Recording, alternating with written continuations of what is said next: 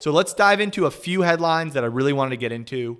So the first one was that Apple is under pressure from news publishers. And as you saw, like Apple kicked off Fortnite because in Apple's view, Fortnite was circumventing the 30% revenue cut that Apple takes on all app revenue. So if you buy an app in Apple's App Store, Apple takes a 30% cut. And I think that's supposed to basically apply to in-app purchases. But I believe Fortnite was circumventing that with their like in-app purchases. It's owned by Epic Games. And so they're in a lawsuit. And guess who's joining the fight is some of the major news publishers like the New York Times and the Wall Street Journal. 30% is a lot. It's a lot. It's basically they're taking, because they're so dominant and everyone has an iPhone, right? Or Android, and Android does a similar thing, right?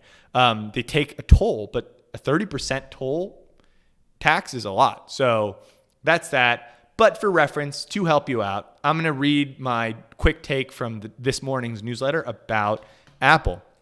So first of all, so this is from this morning's newsletter. So if you're on the newsletter, you'll read this every morning. It's the first thing on the newsletter. So Apple, ticker AAPL, obviously was actually my favorite stock from 2006 to 2016 for a decade because of its growth and domination as a business. Its fundamental domination.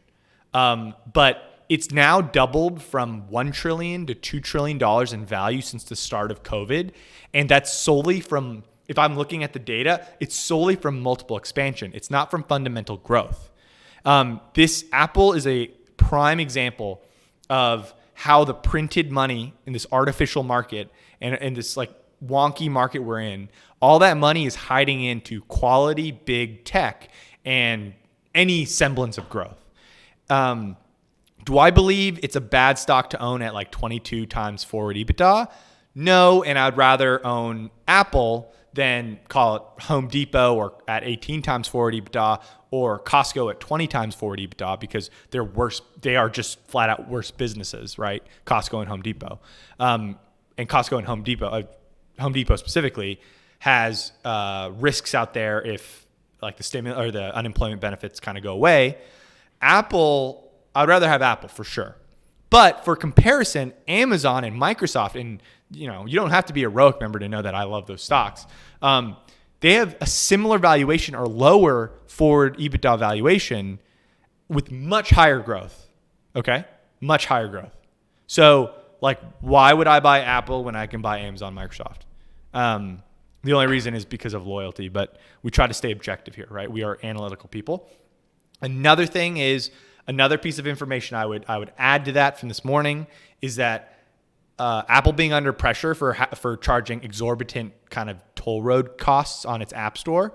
How if that gets under pressure, how big of a business is that for them? So around 20% of Apple's revenues come from services, and under which are the revenues that come from their digital content and streaming side of things. So that's App Store, that's like iTunes, that's Apple TV, like all the streaming stuff. So only 20% of their revenues. But it's almost a third of their profits. And the reason why is because when you charge something on software, like there's no real overhead. When I buy an iPhone, like they have to pay for all the parts and the labor to put it in the shipping and all that stuff. But when I buy an app and they charge 30%, they're just collecting a toll, right? So I believe their gross margin flow through on that is like 65% versus 60 to 65% versus like the margins on an iPhone is much lower, hardware. So this is why we really like software. And this is why software generally has higher valuations than hardware, right? And that's why, like, that's part of the reason why, I like Peloton, because it gets labeled as a hardware business, but it's got a ton of conceptual software pieces to it. So that's that.